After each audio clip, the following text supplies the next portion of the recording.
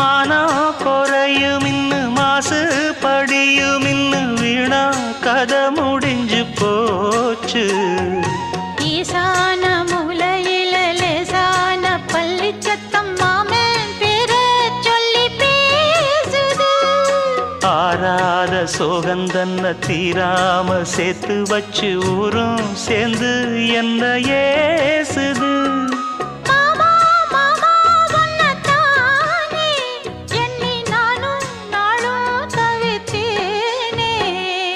கூண்டுக்குள்ள என்ன வச்சு கூடி நின்ன ஊற விட்டு கூண்டுக்குள்ள போனதென்ன கோலக்கிளியே.